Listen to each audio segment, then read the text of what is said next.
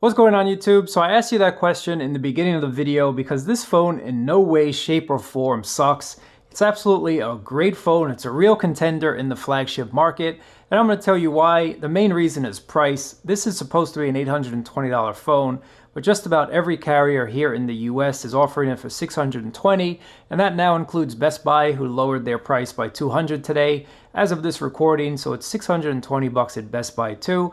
And I believe LG, they just wanted to do some little mind tricks of their own, not the air gesture and all of that. They actually wanted to fool us to make us think that we're getting a great deal. And at $620, this is a great deal. That means after taxes, you're coming roughly about $700. And I think that's an absolute steal for everything that you get here. You're getting this beautiful panel, and this panel is a 6.1 OLED panel, and this is quite possibly one of the best panels that LG has ever made. You get really nice colors, you get really nice contrast in this. It works in the daylight, it works in direct sunlight, it works at night, it gets dim enough where you're not really straining your eyes, and about 537 ppi from what I remember. You're getting a great panel here, and it does use that crystal sound technology. I'll get into that in a second. You have a time of flight sensor on the front, and this makes it super secure, so what they say. And once that's enabled in Android Q, you will be able to use this like a Face ID, a face unlock for mobile payments and banking apps. So that's something super cool about this. The front selfie is definitely improved from other generations. On the back of the phone, it is a completely flush device, and some people complain about that. I really like it, guys. I think it makes the phone look very unique because every phone basically has a camera hump these days. So LG really smoothed it out and did a nice job with it. But you're getting that super wide camera, and that's a reason why I always keep an LG phone in my pocket. They sort of pioneered it. They're sort of the ones that kept pushing for this. And if you think about it, guys, they really are the ones that push for this rear-mounted circular fingerprint scanner. This is where they put it, and everybody's followed suit. So I really think LG is one of those companies that actually innovates, and I give them a lot of credit for it, and I give them a lot of credit for kind of doing their own thing. They're still keeping the fingerprint scanner, even though people are going away from that and going more into like the in-screen display, just in case, until the actual under glass ones get a lot better. And then of course that will be the future, guys. Other than that, you're getting IP68 rating on this bad boy, so you can get it a little wet and you can get a little dangerous with it if you want to. You have the headphone jack on the bottom, which is a plus, and the quad DAC in here is something that keeps me coming back to LG as well. Sound quality on this phone is excellent. Fast charge with USB-C and wireless charging as well. Bottom firing speaker, but then again, your whole front panel is a speaker as well. I'll talk about that in a second, guys. And then also you have expandable storage here with the micro SD card slot, so that's always a plus.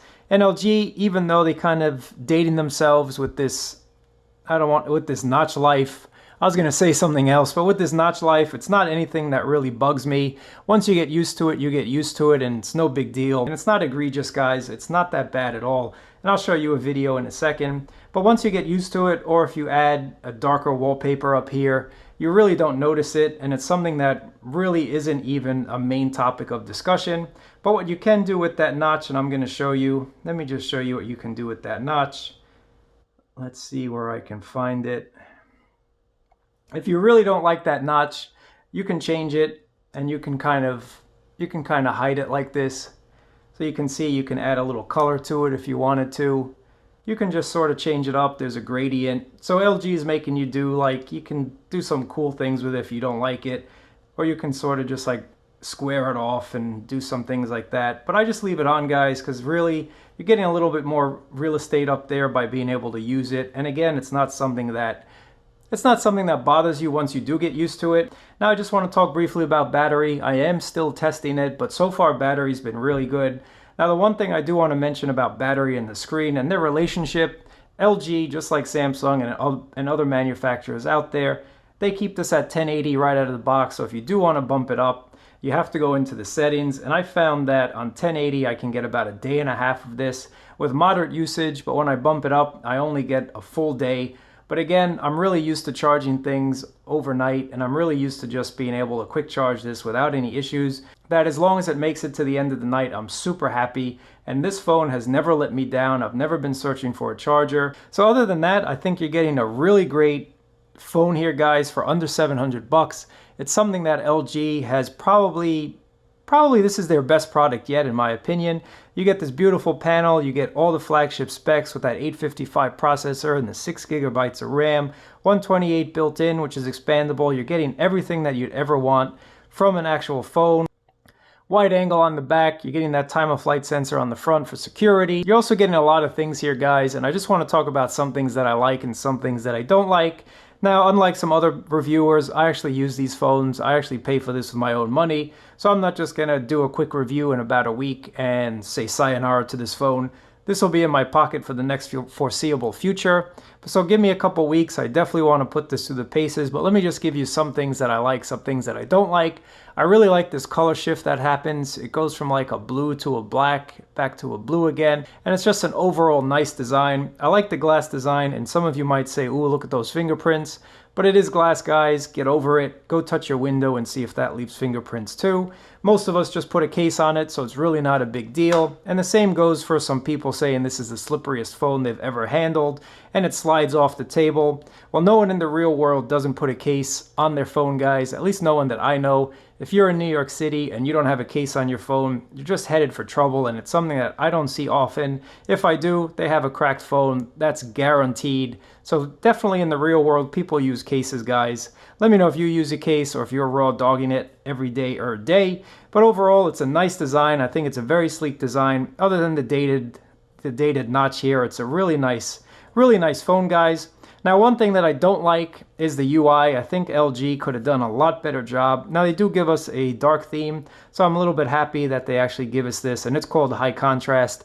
You can go into the settings and look for that yourselves. So I switched that over just to save a little battery life, but I don't like their app drawer, and I don't like that it's a little bit slow. With the 855 and the RAM that's in here, it should not be slow at all. So if I pull this down, you'll see that there's a little bit of a lag in between the time that it gives me the information and the time that I let go. So it really shouldn't be like that.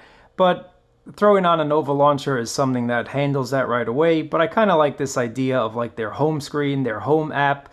And it just gives you your top contacts on the top. It gives you your most recent conversations, your shared images, your most recent apps, your web history, music history, and just recent activities. So I think it's a nice idea, and I can kind of tell why it takes a split second to just kind of pull up all that information, but there's really no need to. And another thing I don't like is their app drawer, guys. So when you get into the apps, if you keep swiping up, it kind of goes in reverse order.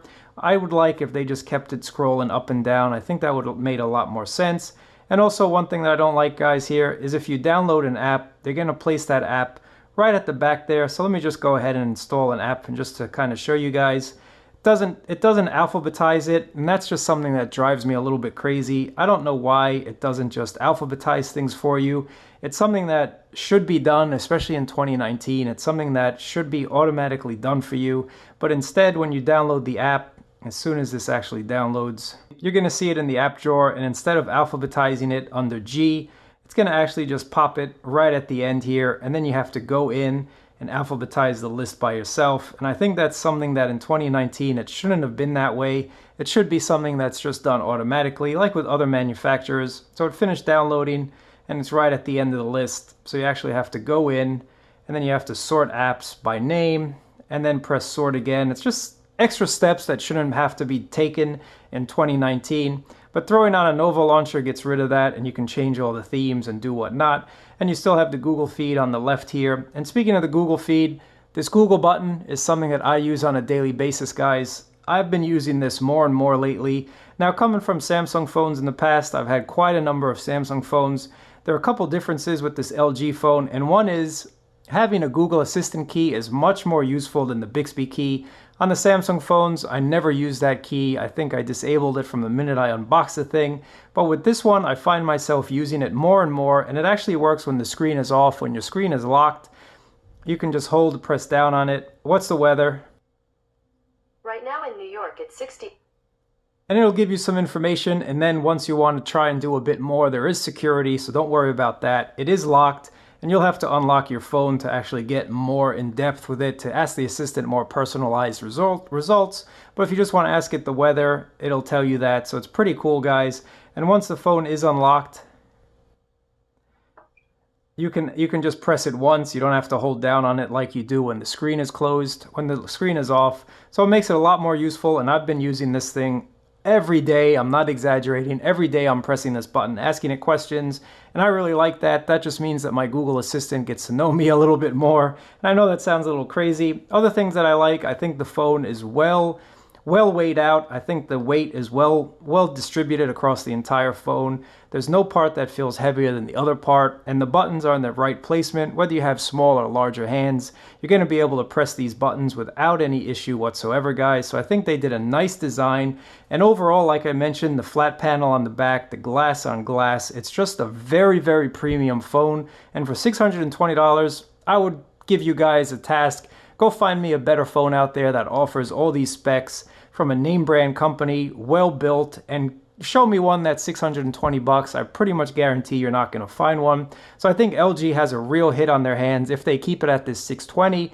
and also if they discount it a little bit more, even though they don't have to. At 620, you're getting a great deal. Now, I don't want to make this video super long, guys. I'm going to have a full review, but the camera's been awesome. The wide angle, the front camera, everything so far has been really good. I'm not ready to give you samples. I'm not ready to talk about it in depth. I've only had this phone for a little while, so I don't want to go too crazy about it till I actually know what's going on.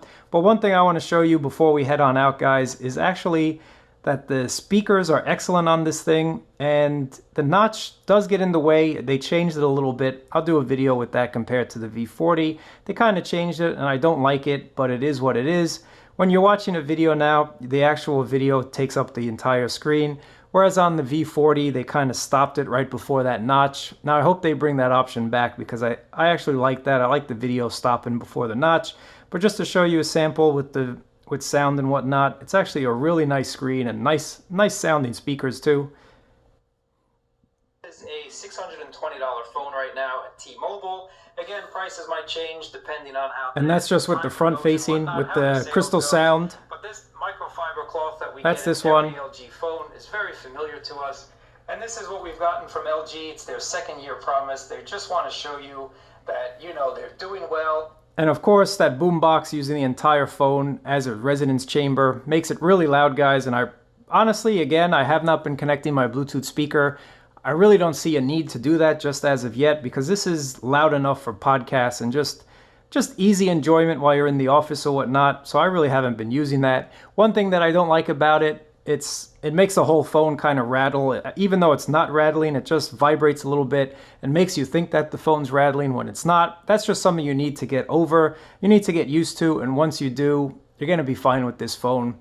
So really, guys, that's all I have to talk about. This is a 72 hours later, and I just wanted to mention it because it's not getting any love on the YouTubes, on the interwebs.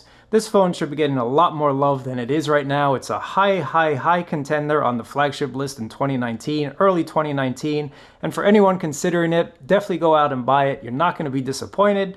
Again, subscribe, thumbs up, wait for my full review. I'm going to go into more depth with it. I like talking about these phones, as you can tell. If you've made it this far, I definitely appreciate it. That means you want to know about this phone before you spend your hard-earned cash. I would too, guys. So if you have any questions, let me know down below. I always like answering your questions. Thanks again. I appreciate it, and I'll catch you guys in another video. Peace.